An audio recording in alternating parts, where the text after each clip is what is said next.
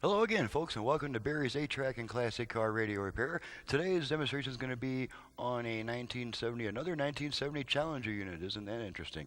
And here is the unit, if I can find it. Where are we? Where is that unit? That's the unit, but that's me. There's a unit, that's me. So let's go ahead and, let's just keep this view for the moment. Okay, this customer, this is from Roger in Woodinville, Illinois, and he has requested repair to standard stock, which is feasible on this model.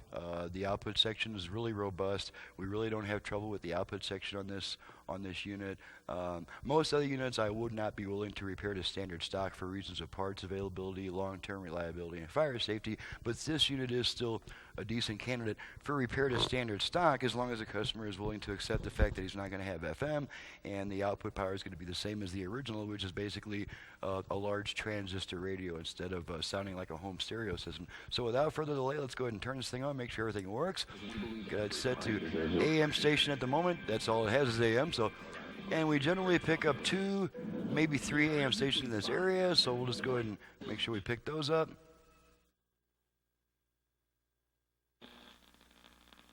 Okay, there's one that comes in kind of weak, and there's a third one that comes in kind of weak.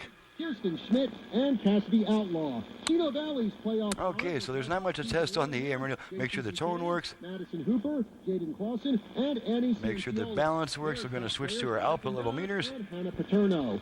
Your weather for today in the Prescott area. Take our balance all the way left, all the way right, left, right. 81 degrees. Reporting for the news. And of course, you can hear on the video that both speakers are working as well. Okay, let's go ahead and pop an 8-track in. This will be the last test that we do. Pop some Herb Alpert in, see how Herb's doing today.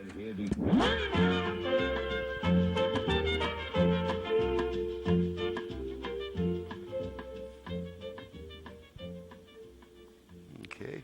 Between songs, we have no music, which means it's adjusted properly.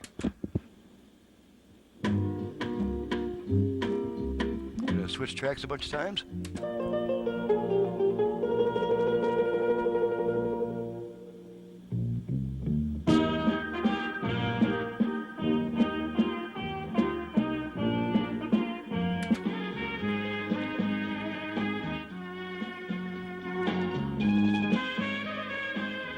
Now you'll notice on this Herb tape, this is one of the earlier stereo recordings, and they really did a lot to emphasize the effect. That's why you're not hearing anything at all in the right side once in a while, until the trumpet comes in.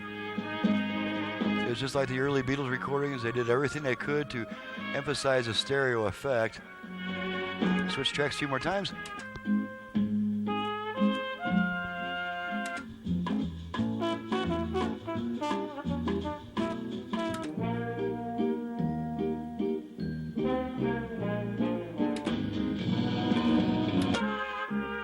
Let's try another tape just to make sure that it works on more familiar material as well. Going to pop in a little Anne Murray. We're going to keep the duration of the songs very short, so the copyright police don't come after me.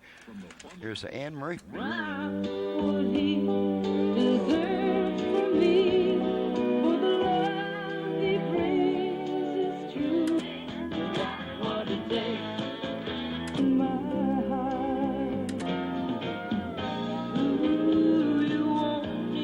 Okay, now you want to keep in mind that this is a stock repair. It's not a conversion, so that means that you're not going to have the increased output power, you're not going to have the increased fidelity and clarity of sound, and especially you're not going to have, you will have a new motor for the 8-track section, but the unit will not have my special preamp to bring out the brightness of the 8-track tapes.